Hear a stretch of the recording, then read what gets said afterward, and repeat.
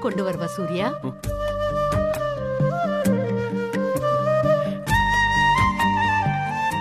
இல்லம்மா, எவ்வளவு வளர்ந்துருக்குன்னு அத நீ கவனிக்கிற கவனிப்புல ரொம்ப நல்லாவே வளர்ந்துருக்கு.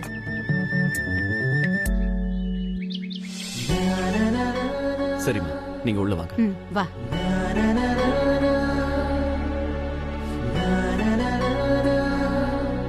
ஒவ்வொரு தடவையும் உங்ககிட்ட பேசணும்னு வரும்போது என்னென்னமோ பேசிட்டு உங்ககிட்ட எதை பேசணுமோ அத பேசாமலே போயிடுறேன். அதனால ஒரு லிஸ்ட் போட்டு எழுதி வச்சிருக்கேன் உங்ககிட்ட அதெல்லாம் கேட்கணும்னு. இப்ப பாரு, அந்த லிஸ்டே கொண்டு வர மறந்துட்டேன். என்கிட்ட பேச லிஸ்ட்லாம் எதுக்குமா?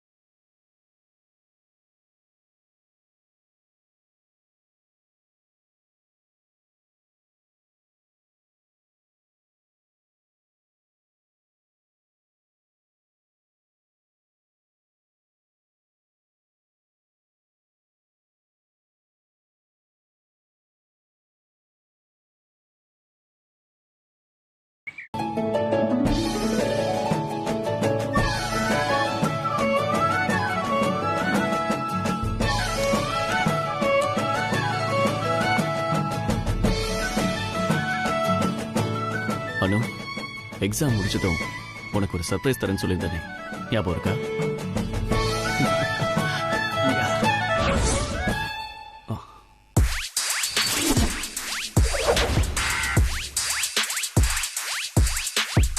நான் எல்லாமே ரிஹர்சல் பாக்குற மாதிரி தெரியுது. நான் வேணா அப்புறமா வரட்டுமா, இல்ல வெளியே போயிட்டு அணு மாதிரி உள்ள வந்து ஹெல்ப் பண்ணவா? எப்படி இருக்கு? மோதிரம் ரொம்ப நல்லா தான் இருக்கு, ஆனா இதுக்கு பின்னாடி இருக்கிற காரணம் நல்லா இல்ல. ரொம்ப சைல்டிஷா இருக்கு சூர்யா. இதெல்லாம் என்னால யோசிக்க கூட முடியல. சைல்டிஷா இருக்கா? இதுல என்ன இருக்கு? காலேஜில் நடந்த ஃபங்க்ஷன்ல கெஸ்டா தான் நீ போன. உங்ககிட்ட பிரைஸ் வாங்க வந்த சாதாரண பொண்ணு அவ. இப்பவும் எனக்கு அப்படித்தான் தோணுது, வேற எதுவும் ஃபீல் ஆகல. போதுமா?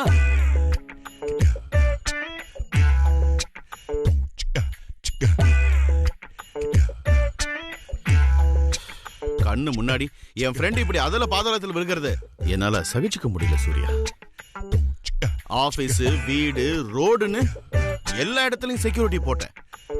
ஆனா கையளவே இருக்கிற உன் மனசுக்கு என்னால செக்யூரிட்டி போட முடியல. பாழா போன காதலுங்கிற வைரஸ் தாக்கி நீ பைத்தியம் ஆயிட்டடா. என்ன ஒரு முரண் பாரு. நீ என் ஃப்ரெண்டு. இந்த விஷயம் எல்லாரையும் விட உனக்கு தான் முதல்ல புரியணும்.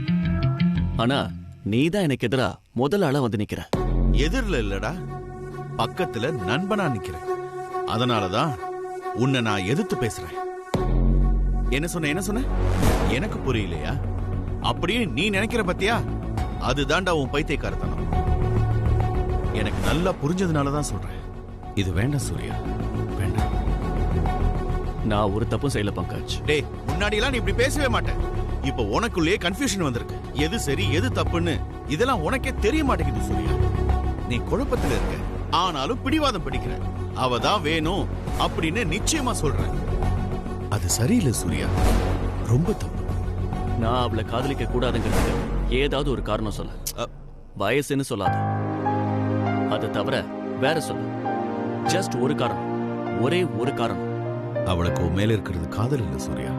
அது மட்டும் இல்ல, உன்ன மாதிரி பக்குவமா வாழ்க்கையை கையாள தெரிஞ்ச ஒருத்தனுடைய காதலை புரிஞ்சுக்கிற அளவுக்கு மெச்சூரிட்டி அவ வயசுக்கு இருக்க வாய்ப்பே இல்லை. எனக்கு தோனியை பிடிக்கும், எனக்கு ஹிருத்திக் ரோஷனை பிடிக்கும் அப்படிங்கிற மாதிரி சூர்யாவையும் பிடிக்கும், அவ்வளவுதான். தன்னோட ரூம்ல உன் போட்டோவை ஒட்டி வைக்கிற வயசு அவளுக்கு. உன்னை பர்சனலா தெரியுங்கிறதுனால உன் போட்டோவை மனசுல மாட்டி வச்சிருக்கா. அத போய் காதல்னு சொல்லிட்டு இருக்கிற. ஜஸ்ட் இமேஜின், ஏதோ ஒரு ஆபீஸ்ல நீ ஒரு சாதாரண கிளர்க்கா இருந்தா அனு பின்னாடி வந்திருப்பாளா? பணம்ங்கிற ஒரு ஃபேக்டரி இல்லனா இதெல்லாம் நடந்திருக்காது சூர்யா. கன்ஃபியூஷன் இருக்கிறது எனக்கு இல்ல, உனக்கு. நீ பேசுறதுலயே நல்லா தெரியுது எது சரி எது தப்புன்னு முடிவெடுக்க முடியாம குழம்பி போய் நிக்கிறது நீ. அனு ரொம்ப நல்ல பொண்ணுன்னு உனக்கும் நல்லாவே தெரியும். ஆனா அவளுக்கு நான் கிடைக்க போறேன்ற உண்மைய உன்னால ஜீரணிக்க முடியல. என்ன சொல்ற? என்னால ஜீரணிக்க முடியலையா? நல்லா உன்னை மயக்க வச்சிருக்காடா. உன்னை நல்லா மயக்க வச்சிருக்கா. ஒரு மயக்கமும் இல்ல, நான் ரொம்ப கிளியராவே இருக்கேன். மீன்றதெல்லாம் தங்கம்னு நினைக்காத சூர்யா. ஆனா அனு நிச்சயம் தங்கம் தான், அதுல எனக்கு எந்த சந்தேகமும் கிடையாது. உன் தங்கத்தோட உண்மையான தரம் என்னங்கிறத உனக்கு நான் ப்ரூவ் பண்றேன். தோத்து போயிடுவ பங்கஜ். சான்ஸே தராம தோத்துருவேன்னா என்ன அர்த்தம்? அதான் ஏற்கனவே கொடுத்துருக்கேன். சரி, உனக்காக இன்னொரு சான்ஸ். ப்ரூவ் பண்றேன். அவளுக்கு உன் மேல இருக்கிறது வெறும் ஈர்ப்பு, அதோட நீ பணக்காரங்கிறது இன்னொரு காரணம். இந்த மோதிரத்தை நீயே வச்சுக்கோ. என் அணு தங்கம் தானே நீயே ஒத்துக்கிற வரைக்கும், உன் வாயால நீயே வந்து என்கிட்ட சொல்ற வரைக்கும் இதை நீ என்கிட்ட தரவே வேண்டாம். புடி புடி.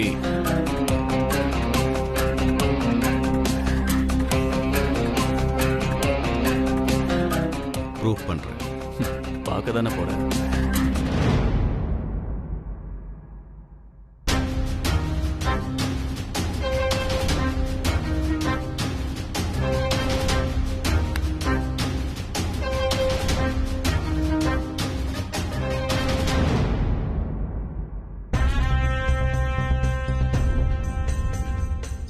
பிசினஸ் டீலிங்னா எப்பவும் போல டீல் பண்ணிட்டு போயிட்டே இருப்பேன்.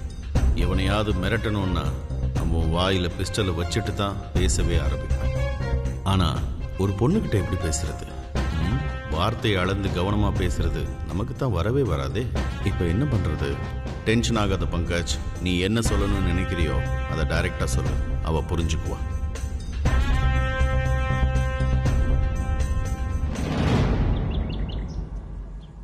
உனக்கு என்னடி, நாளையில இருந்து சூர்யா சார் ஆபீஸ்ல நீ எம்ப்ளாய். அதேன்னு நாளையில இருந்து எக்ஸாம்ஸ் தான் முடிஞ்சிருச்சுல, இப்ப இருந்து நான் எம்ப்ளாயி தான். எம்ப்ளாய் மேடம், உங்க பாஸ் மனசுல என்ன இருக்குன்னு கொஞ்சம் கேட்டு சொல்லக்கூடாதா? எனக்கு சூர்யா சாரை பத்தி பேசலன்னா தூக்கமே வராதே. ஏய் ஏய் அனு, அனு சும்மா தாண்டி சொன்னேன். எக்ஸாம் முடிஞ்ச உடனே சூர்யா சார் ஆபீஸ்க்கு வர சொன்னாரு தெரியுமா? அவரு சொன்ன மாதிரி உடனே போனா நல்லா இருக்காதுன்னு தான் நான் போகல. அதோட நேத்து எங்க அப்பா ரொம்ப வருத்தப்பட்டாரு. அது அந்த நேரத்துல, அதுவும் எக்ஸாம் டைம்ல நீ ஆபீஸ் போனதால தானே. அதான் இப்ப எக்ஸாம்ல முடிஞ்சு போச்சே. இல்ல, இன்னொரு எக்ஸாம் பாக்கி இருக்கு.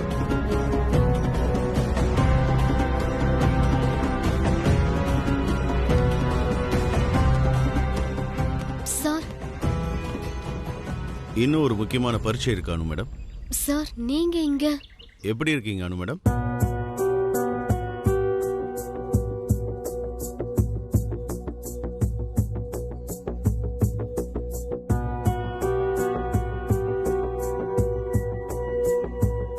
நான் மட்டும்தான் வந்திருக்கேன்.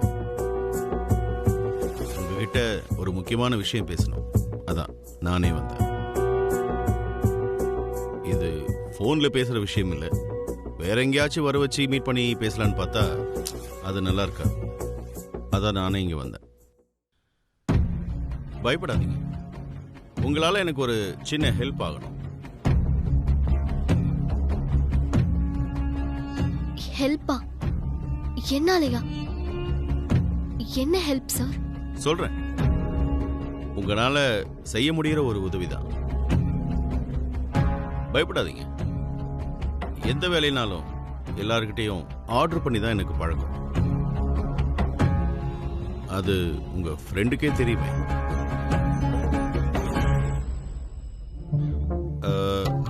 ரம்யா, ரம்யா தானே? கரெக்ட், ரம்யா. இப்பதான் முத தடவையா அபிஷியலா இல்லாம ஒரு ஃப்ரெண்டா பேச வந்திருக்கேன். பேசலாம்ல? வேலையிலும் சரி வாழ்க்கையிலும் சரி நான் கொஞ்சம் கட் அண்ட் ரைட்டான ஆளு. அதனால என் பேச்சு கொஞ்சம் கரடு முரடா தான் இருக்கும். ஏன்னா நான் டீல் பண்ற ஆட்கள் அந்த மாதிரி, என் வேலை அந்த மாதிரி தான். வேலையை யாராச்சும் அழகுபடுத்தி வைப்பாங்களா? அதோட வேலை காவல் காக்குறது. அது அழகா இருந்தானே கரடு முரடா இருந்தானே. நான் சூரிய பிரகாஷ் சாருக்கு வேலி. எது சூரிய சார்ட்ட போறதா இருந்தாலும் அது என்ன தாண்டி தான் போயாகணும். ஏன்னா அதுக்கு தான் நான் இருக்கேன். ஆனா சில சமயங்கள்ல சில விஷயங்கள் என்னையும் மீறி நடக்குது. எனக்கு தெரியாம நடக்குது, எனக்கு பின்னால நடக்குது. நீங்களே யோசிச்சு பாருங்க மேடம். ஒரு வேலி போட்டிருக்கோம், அதுல ஒரு பக்க வேலி மட்டும் கொஞ்சம் பிஞ்சு போச்சுன்னா என்ன ஆகும்? நீங்க சொல்லுங்க ரம்யா மேடம், என்ன ஆகும்? அது திருடங்க உள்ள வந்துருவாங்க சார். கரெக்ட், கரெக்டா சொன்னீங்க. நீங்க நிச்சயமா எக்ஸாம்ல பாஸ் பண்ணுவீங்க. அனு மேடம் ரொம்ப யோசிக்கிற மாதிரி இருக்கு. இல்ல சார், நீங்க இதெல்லாம் என்கிட்ட சொல்லிட்டு இருக்கீங்க? ஐயோ, நான் ஒருத்தன் நேரடியா சொல்லாம வேலி தோட்டம் அது இதுன்னு சுத்தி வச்சு பேசிட்டு இருக்கேன்ல. இதுக்கு தான் சொன்னேன் எனக்கு இதெல்லாம் பழக்கம் இல்லைன்னு. சரி, விழுந்து விழுந்து எக்ஸ்பிளைன் பண்றதை விட ஒரு போட்டோவை காமிச்சா ரொம்ப பவர்ஃபுல்லாகவும் இருக்கும், சட்டுன்னு புரியும்.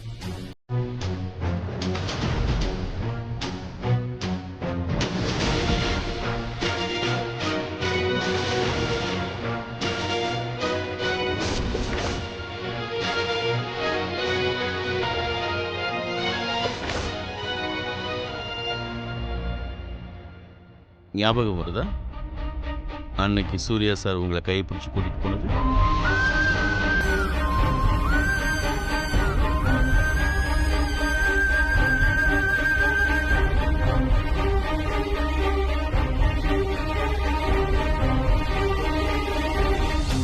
அன்னைக்கு உங்க 2 பேர்ல யாருடைய நேரம் நல்லா இருந்ததோ எனக்கு தெரியல. மயிர் இழையில உயிர் தப்பிச்சிங்க. இல்லனா இன்னைக்கு சூர்யா சார் உயிரோடவே இருந்திருக்க மாட்டார்.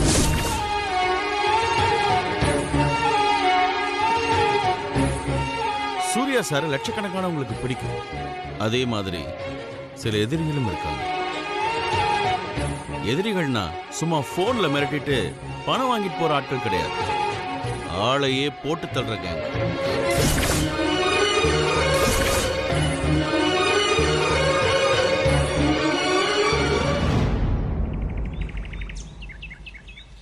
அவங்கெல்லாம் ஒரு வகையில் இந்த காதல் இருக்குல்ல, காதல் அது மாதிரி கண்ணுக்கே தெரிய மாட்டாங்க. ஆனா சமயம் கிடைச்சா கதையை முடிக்க காத்துட்டு இருப்பாங்க.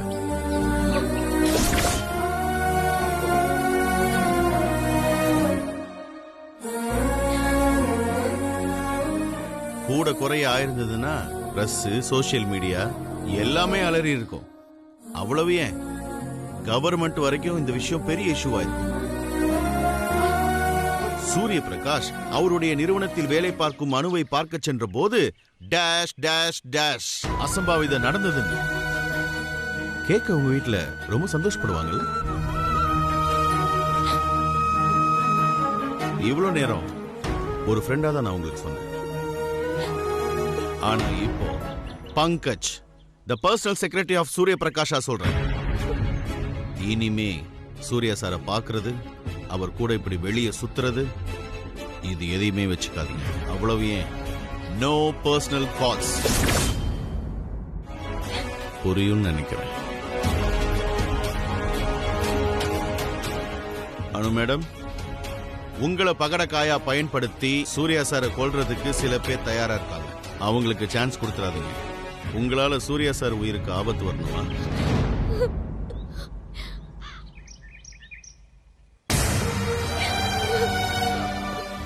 குட். இனிமே உங்க இடம் எதுவோ அங்கேயே நில்லுங்க. நீங்க வேலையை தாண்ட மாட்டீங்கன்னு நான் நினைக்கிறேன். இதை திரும்ப திரும்ப சொல்ல வைக்காம இருக்கிறது உங்க கையில தான் இருக்கு. அதோட எல்லா சமயமும் இதே மாதிரி பொறுமையா பேசிட்டு இருக்க மாட்டேன். நான் வரேன். ரம்யா, பாய்.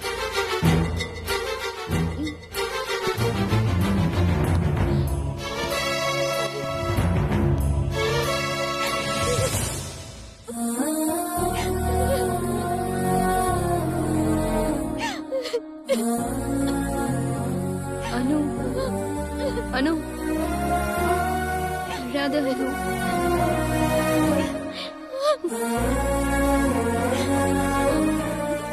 அனு, சொல்றத கேளாத, அழாத.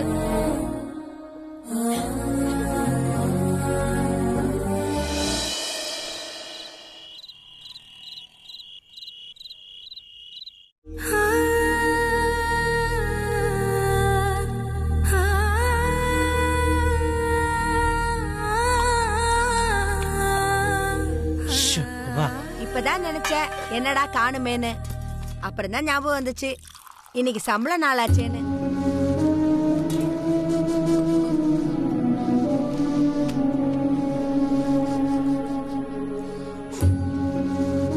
இத பாரு, கேட்காமே டீ வருது. இன்னைக்கு சம்பள நாள்ல அத பாசம் தானா பொங்கிட்டு வருது சுப்பு. பொங்கும் பொங்கும் பொங்குமே, எனக்கு தெரியாது.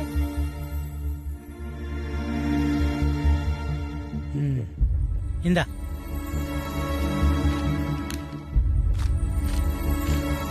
என்ன 2 நோட்டு தான் இருக்கு? இந்த மாசம் இந்த 4000 தானா? பின்ன தவணை பணம் எல்லாத்தையும் கட்டியாச்சு. அது போக அந்த சந்திரசேகர் வேற அவனுக்கு தர வேண்டிய தவணை பணத்தை தர சொல்லி கழுத்தை நெரிக்கிறான். என்ன பண்றது? இவ்வளவுதான். அதுக்கு இந்த மாசம் பணம் இல்ல, அடுத்த மாசம் தரேன்னு வட்டி மட்டும் கட்ட வேண்டியதானே? ஐயோ, எவ்வளவோ சொல்லி பாத்துட்டேன், விட மாட்டேங்கிறான். கொடுத்தே ஆகணும்னு பிடிவாதம் பிடிக்கிறான். இன்னொன்னு யோசிச்சு பாரு, எவ்வளவு மாசம் தான் நம்மளும் அடுத்த மாசம்னு தள்ளி போட்டுக்கிட்டே போறது. ஒரு விஷயம், சம்பள தேதி எனக்கு தெரியுதோ இல்லையோ, எனக்கு என் கைக்கு சம்பளம் வருதுன்றது அவனுக்கு கரெக்டா தெரிஞ்சிருக்கு. உன் முதலாளி போன் பண்ணி சொல்லியிருந்தாலும் சொல்லியிருப்பான், வந்து வட்டி பணத்தையும் அசலையும் வாங்கிட்டு போன்னு. பயங்கரமான ஆளு உன் முதலாளி. ஏய், அவன் எதுக்கு திட்டுற? எப்படி இருந்தாலும் நம்ம கொடுத்து தெரிய வேண்டிய பணம் தானே அது. அதுக்கு வெறும் 4000 கையில கொண்டு வந்து கொடுத்தா நான் எப்படி குடும்பம் நடத்துறது? விலைவாசி என்ன விக்குதுன்னு தெரியுமா உனக்கு? சரி விடு, எப்படியோ நான் அட்ஜஸ்ட் பண்ணிக்கிறேன். அவ சம்பளமும் வந்துட்டா பிரச்சனை இல்ல சுப்பு. அனு, என்னடி சொல்ற?